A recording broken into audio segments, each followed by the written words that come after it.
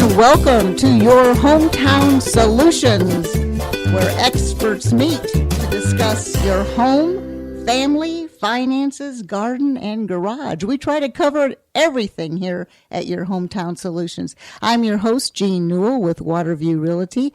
And in the studio with me today, we have an attorney who's going to be talking about bankruptcy, criminal law, who might be responsible for things in your family if someone decides to break the law, all kinds of great information. So get a pencil, get a paper. We're going to learn a lot about the law and you. Before we go into our interview, I'd like to invite you all to go to our website at yourhometownsolutions.com. That's solutions with an S. And there you'll find all of our experts, their contact information. We also have a lot of learning tools. So if you've been watching HGTV and you're wanting to know how to redecorate, or you want to know about mortgages, or whatever you want to learn about, you'll find it there at yourhometownsolutions.com. Also, we have a free publication called Extra Equity, which is about a 45-page booklet that is free of charge. Just give us your address and we'll send it out to you. That covers everything that you need to know about purchasing real estate, about moving, how to arrange furniture. Just about everything that you want to know. So remember, yourhometownsolutions.com. If you would like to get in touch with me, my name is Jean Newell, and my number is 321-480-1574. We usually have Jonathan Lack with Lack & Lack Chartered on the show with me, that we talk a little bit about ways to save your home if you're unemployed and so forth. Unfortunately, Jonathan's out sick today, so I'm going to mention a little bit about how to save your home, because we like to talk about ways that we can save your home or your business, and then all the things that are available to you if you have to go to the extreme of bankruptcy or closing a business. So one of the things that Jonathan talks about is the Hardest Hit program, and that is a statewide funding, and I'm going to give out his number because I don't want to say the wrong things. His number is 321-953-5115. That's 953-5115. And again, you can find him on our website. But the Florida's Hardest Hit program was designed for people who are out of work or have been out of work but have even a job, but they're underemployed by 10%. And this funding will pay a good year in the rears if you are behind on your payment. And if you still haven't found a job and things are really looking bad at this point financially, it'll also help you make payments in the future up to about a year. So it's about $42,000 per person that you may or may be able to qualify for. And that's a wonderful program that most people don't know about. Now, one of the things that we do want to discuss, we like to give you information. This is all about experts meeting to discuss the things that you may or may not know. So I'd like to welcome right now Eric Morgan. And Eric, welcome to the studios, and let's talk about criminal law, bankruptcies, and all those negative things, but how we can put a spin on it and maybe help somebody get out of their financial mess. Welcome, Eric. Thank you so much, Jean. Thanks for having me. And you're with Morgan Law, PA. Is that, yes, Morgan Law, PA. Yeah, Morgan Law, PA. Not related to any of the other Morgans. Any of the other Morgans that are all over the airwaves. It must be a popular name to get to become an attorney. I don't know. I know three other attorneys in this area with the same last name. One does divorce, one also does criminal, another I believe is in real estate. So it's funny. That is funny. Your phone number is 321-253-6223. You're located on Aurora Road, just off of Wickham, and right here in the Melbourne area. But there's a lot of things that people don't realize, and we like to touch base on finances and family and your home.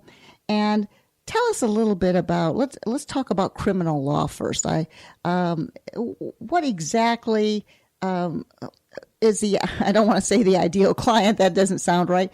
Who are you helping? What kind of criminal law is coming into your office?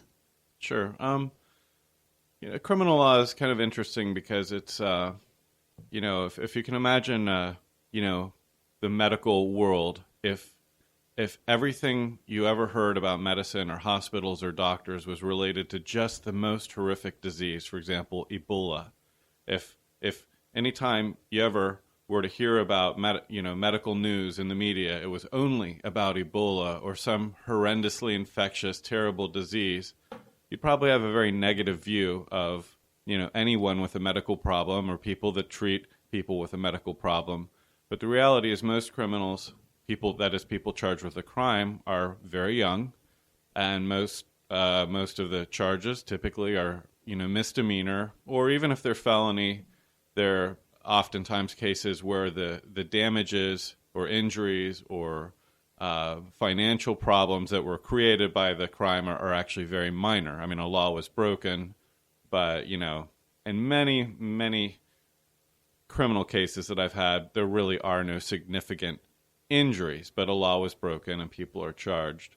But what we do hear about, are the Casey Anthonys and the people that murder children and the most horrific criminals, and that's how we, perceive the whole system. But that's maybe 1%, to pull a number out of thin air. I mean, that's not your typical case. So I'm always curious about that. You watch a lot of television shows and the L.A. law and all that.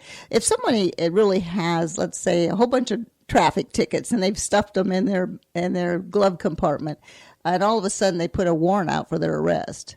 Right. Now, that's something that you would get involved with, right? If they actually come and arrest them, can they go to their front door and arrest them, or do they have to put out a summons, or how do they do that? Well, what you're describing probably would end up being driving on a suspended. They didn't pay the tickets. They're out there driving.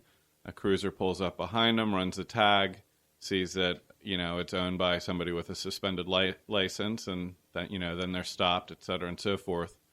And yes, many people, especially young people with kids, maybe with underpaying, jobs, they're working for $10 an hour or whatever.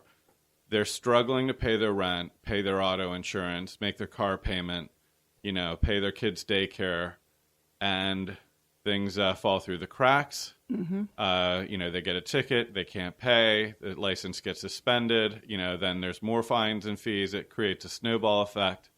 So these are just people trying to get through life just like everybody else, but they just don't quite have enough money to just get to work and back in the car and get everything paid for properly. Mm-hmm. The one things that we always want to keep people off the street are the DUIs. DUIs, right? I always get that confused. I have a little dyslexia. Yes, those people that are frequent and serial criminals, I guess you would call them, that are out there driving on a suspended license. They've already had a couple DUIs and so forth. And those are the kind of people that we want to, of course, keep off the road if we can. But I want to make sure that people understand that if you find yourself in some kind of a situation, you've been summoned, or the police have pulled you over, is that the kind of client that would be calling you, that if they got pulled over from running a red light or anything like that? Right. I mean, yeah, I handled. Mm-hmm. I'm happy to handle traffic citations. That's civil. That's not criminal. Just Mm-hmm. Running a red light or a speeding ticket, something like that. That's a occasion where the police have stopped you, but you're not charged with a crime. It's just a civil citation. But I also handle DUIs. Mm-hmm. Mm-hmm. And people, they go out to the restaurants, the bars. They have a few too many, or sometimes it's people who are taking prescription medication that they've been prescribed, but it's caused them to be impaired. That's right. And there's a lot of laws now. I know I worked for builders who used to put on little parties at night for the real estate agents. And they got to the point where they would not serve any liquor at all, whether it was wine or sangria, anything, because you can be held responsible if someone were to drink at your function and then go out and get in a car wreck or something like that. So it's theoretically possible, but you'd have to have quite a lot of evidence of a specific person pushing another person way past the limit. I've never actually seen a case like that. I mean, it's that kind of 1 in a million case. The one thing that I hear about all the time is the teenagers and the young adults that are still at home because they can't find a job. And we're now becoming kind of a third generation of people under the same roof. A lot of people have their grandkids, their kids, or their parents, and we've got a multi-generational under the same roof. And some of these kids, because they don't have work, they don't have anything to do, they're out roaming around at 3:00 in the morning. My mother always said nothing good happens after midnight. But they get themselves into trouble. And how can that affect the parents? And as an example, I have a friend who happened to have a young adult living. Well, he wasn't supposed to be living at her house, but he was dating her daughter. But when she would go to work, little did she know he was in her house selling drugs, and she did not know this. So had he gotten busted by the police, couldn't she actually be facing charges as actually having a drug house and being kind of an innocent bystander, but involved in that civil case? I think the issue that you're talking about is one known as civil forfeiture, which has been increasingly used by law enforcement, both at state and federal levels. It's a way of, in a quick and dirty and not fair way, really, dealing with criminal areas or places, people, or entities that the police have identified as sort of a criminal area without having to charge people and prove a crime, mount a case. They're able to just sort of, in a sweeping way, say, oh, this is a drug home, and just seize it. And what's ended up happening is law enforcement agencies all over the country have found that they can actually turn a profit seizing things. They're not even proving crimes, but they're seizing things, and then they're being sold, in these sales, as it was a pot house or whatever, right, at fire sale prices. And, that's how some agencies, sadly enough, are funding their operations. And it's almost a criminal enterprise, in a sense, by government agencies where people, the owner is not being charged with an actual crime. It's just this sort of... it's like an aid and assisting a criminal. It's almost like eminent domain or something. It's just the building is condemned as a criminal establishment and it's taken away. But that doesn't necessarily mean the owner was charged with knowing or anything was proven. So that's where you could step in and help that homeowner by proving that they didn't even know any of this was happening. This wasn't even somebody that was living at her place, but it was just, I told her, get him out of there as fast as you can because you sure don't want to be wrapped up in that mess. Well, what would I've actually never taken on a case quite like that, but what would have to happen is you'd have to sue the agency that is seizing the asset, whatever it is, whether it's a house or a car or whatever it is. You'd have to sue them and try to get an injunction, probably from a federal judge, to stop them from doing what they're doing. And typically they're doing it to little people who may not even be able to afford an attorney. And because they're not being charged with a crime, they're not even given a public defender. So, if they don't have money to hire a hotshot federal attorney to seek an injunction against a whole police force, these people are very vulnerable. They're not going to, oftentimes they may not even have money to mount a case like that. I'm wondering now, and I'm just thinking off the top of my head because we do handle a lot of real estate information here. What if I have a rental property and someone that's renting that property from me is committing some kind of a crime? How would that affect me as the homeowner? The same thing if I own the home that they're renting?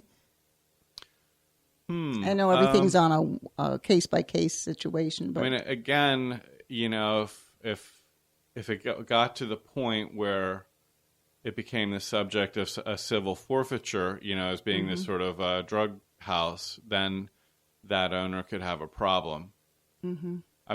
Ideally, what police should be doing is not going after locations. Right. Right. Right. A geographical location is not committing a crime. They should be right. doing